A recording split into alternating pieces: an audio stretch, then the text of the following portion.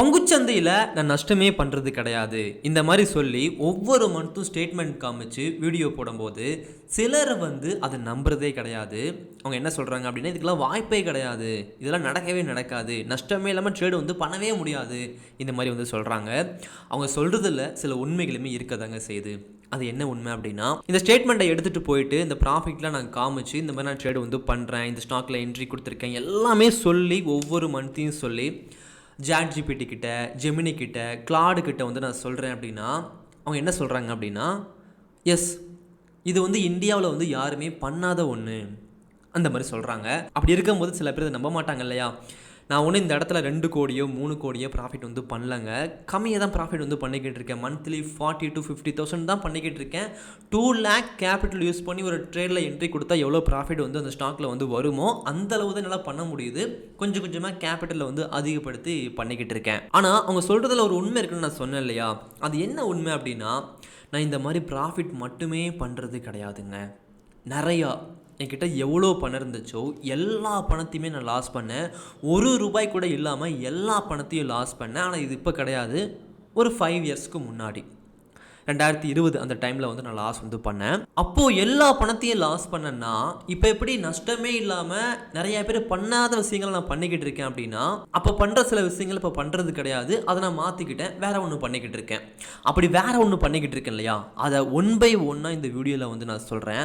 அதை நீங்கள் பண்ணிக்கிட்டு இருக்கீங்க அப்படின்னா அதை மட்டும் ஸ்டாப் பண்ணிடுங்க. பங்குச்சந்தையில் நஷ்டம் பண்ணாமல் லாபம் அடைஞ்சு ப்ராஃபிட் பாதையில் போக ஆரம்பிப்பீங்க.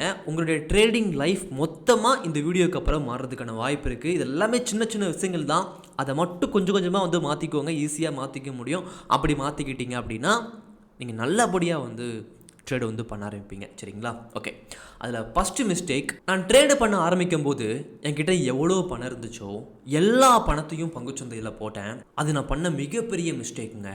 அதாவது எல்லா பணமே லாஸ் ஆச்சு இல்லையா, அதுக்கு பதிலாக நான் ஒரு 10K மட்டும் போட்டிருந்தேன் அப்படின்னா அந்த 10K மட்டும்தான் லாஸ் ஆகிருக்கும். அதுக்கப்புறம் லாஸ் வருது, ஏன் லாஸ் வருதுன்னு புரிஞ்சுக்கிட்டு இருந்தேன் அப்படின்னா, ஓகே லாஸ் வருது, இந்த மிஸ்டேக் நம்ம பண்ண வேணும்னு சொல்லி புரிஞ்சுட்டு இருந்தேன் அப்படின்னா அந்த மாதிரி எல்லா பணமும் எனக்கு லாஸ் ஆகிருக்காது. ஒரு காலேஜ் முடிச்சு வெளியே வர பையன்கிட்ட எவ்வளோ பணம் இருக்குமோ, ஒரு 40,000 இருந்துச்சு, அந்த 40,000மே ₹1 கூட இல்லாமல் லாஸ் பண்ணேன். அதுக்கப்புறம் வேலைக்கு போக வேண்டிய சுச்சுவேஷன் வந்துச்சு, வேலைக்கு போனேன். ஆனால் ஒரு 10K வச்சு மட்டும் நான் ப்ராக்டிஸ் பண்ணியிருந்தேன் அப்படின்னா அந்த ஸ்டேஜ் வந்திருக்காது எனக்கு. திரும்ப ஒரு 30K வச்சு பங்குச்சந்தையை பற்றி நல்லா கற்றுக்கிட்டு கூட ப்ராஃபிட் பண்ணியிருக்கலாம். ஆனால் எல்லா பணத்தையும் நான் பங்குச்சந்தையில் போயிட்டு முழு நம்பிக்கையோட போட்டது ஒரு மிகப்பெரிய தப்புங்க. அந்த தப்பு நீங்கள் பண்ணிகிட்டு இருக்கீங்க அப்படின்னா அதை இப்போவே ஸ்டாப் பண்ணுங்கள். ஓகே, நம்பர் 2, நீங்கள் நிஃப்டியோ ஸ்டாக்கோ எடுத்து பார்க்குறீங்க அப்படின்னா நிறைய சார்ட்டு ஃபார்ம் ஆகுங்க. எஸ் நிறைய patterns, W pattern, M pattern, triangle pattern, இந்த மாதிரி எல்லாமே ஃபார்ம் ஆகும். அதெல்லாம் கற்றுக்கிட்டால் மட்டும் போதும், நம்ம ப்ராஃபிட் பண்ணிடலாம். W பேட்டர்ன் மட்டும் கற்றுக்கிட்டால் போதும், அது ஃபார்ம் ஆகும்போது நான் ப்ராஃபிட் பண்ணிடுவேன்னு சொல்லிட்டு நம்பி ட்ரேடு பண்ணேன். ஆனால் அதுக்கப்புறம் தான் புரிஞ்சுக்கிட்டேன், W பேட்டர்ன் ஒர்க் ஆகுது, ஆனால் நான் சரியாக ட்ரேடு பண்ணுறது கிடையாது. அதாவது என்னென்னாங்க, நம்ம W பேட்டர்னை யூஸ் பண்ணி இப்போது மேலே என்ட்ரி இங்கே கொடுத்துட்டேன். ஆனால் என்ட்ரி கொடுத்ததுக்கப்புறம் பொறுமையாக வெயிட் பண்ணுறான்னு சொல்லி கேட்டிங்க அப்படின்னா பொறுமையாக நான் வெயிட் பண்ணுறது கிடையாது.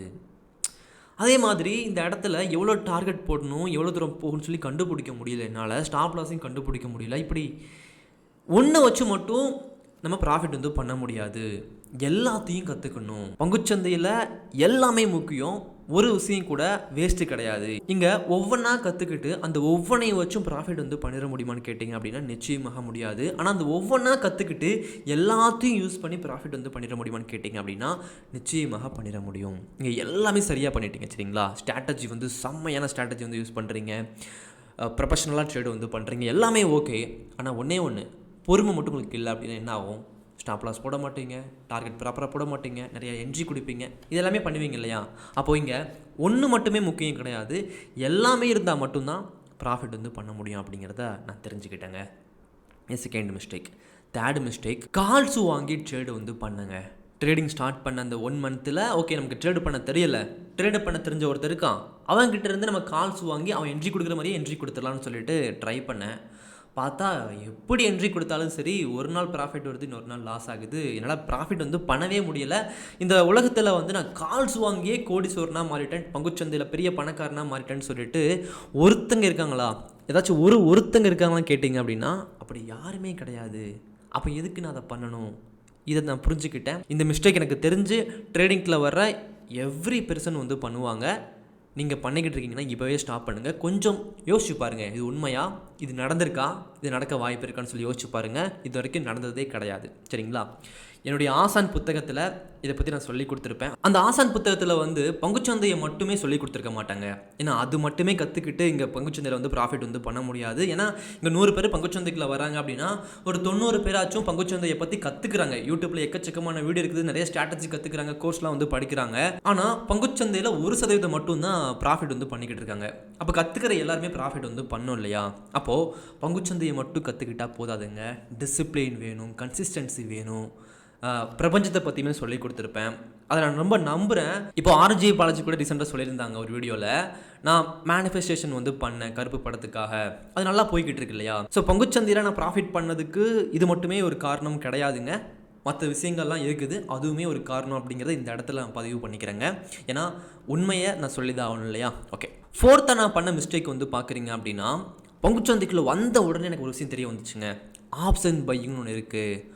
1000 rupees இருந்தால் கூட போதும், ஓடிஎம் வாங்க முடியும், ஓடிஎம் ஸ்ட்ரைக் ப்ரைஸ் வாங்கி என்ட்ரி கொடுத்து ப்ராஃபிட் பண்ண முடியும்.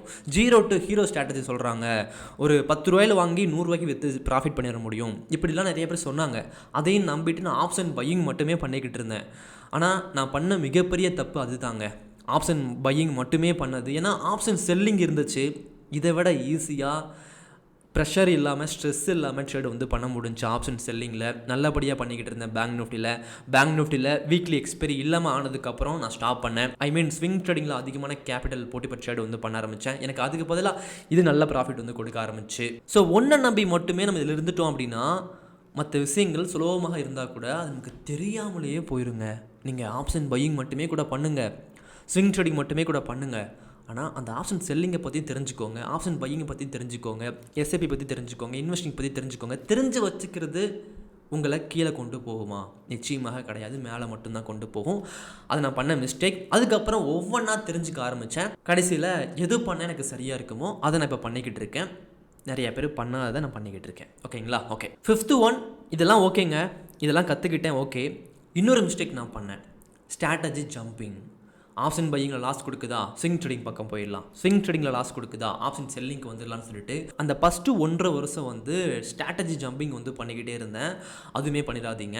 ஏதாச்சும் ஒன்றை பிடிச்சிட்டு சரியான வழியில் வந்து போக பாருங்கள். அந்த புதையலை தேடுற மாதிரி தான், ஒரு இடத்துல தோண்டுவாங்க, புதையல் இருக்காது, திரும்ப இன்னொரு இடத்துல தோண்டுவாங்க, புதையல் இருக்காது. ஆனால் ஒருத்த மட்டும் தோண்டிக்கிட்டே இருப்பான், அங்கே புதையல் வந்து கிடச்சிரும். ஏதாச்சும் ஒரு ஸ்கில்லை ஸ்ட்ராங் ஆகிக்கிட்டு அதுலேயே நம்ம உழைச்சோம் அப்படின்னா அந்த ஸ்கில்லை வச்சு நம்ம பெரிய அளவில் வந்து உயர்ந்துட முடியும். இல்லை ஒவ்வொரு ஸ்கில்லாக தாவிக்கிட்டே இருக்கிறோம் அப்படின்னா எந்த ஸ்கில்லையுமே உருப்படியாக கடைசி வரைக்கும் அதில் ஸ்பெஷலிஸ்ட்டாக நம்ம ஆக முடியாது. ஸோ இந்த தப்பு வந்து பண்ணிடாதீங்க. சரிங்களா? ஓகே, அடுத்து லாஸ்ட் ஒன், பங்குச்சந்தையில் ஒவ்வொரு வருஷமே நம்ம ஒவ்வொன்றும் கற்றுக்கிட்டு தாங்க இருக்கணும். இப்போ நான் ஒரு 5 வருஷம் ஆச்சு, இவ்வளோ தான் முடிஞ்சு, இனிமேல் நம்ம நிறைய கற்றுக்க தேவையில்லை அப்படின்னா அப்படி கிடையாது. இன்னும் ஏஐ வந்திருக்கு, அதன் மூலிமா ட்ரேடிங் வந்து மாறலாம்.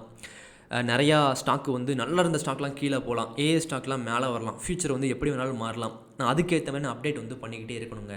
ஏன்னா அப்டேட்டே நான் பண்ணிக்க மாட்டேன், உன்னை கற்றுக்கிட்டேன் அப்படி இருந்துருவேன்னா அது வேலைக்கு ஆகாது. என்ன நான் அப்டேட் பண்ணிக்கணும். அதே மாதிரி பங்குச்சந்தையில் நான் நிறைய கற்றுக்கிட்டு இருக்கும்போது கூட லாஸ் தான் பண்ணேன். சில விஷயங்களை சரியாக புரிஞ்சுக்கிட்டேன்.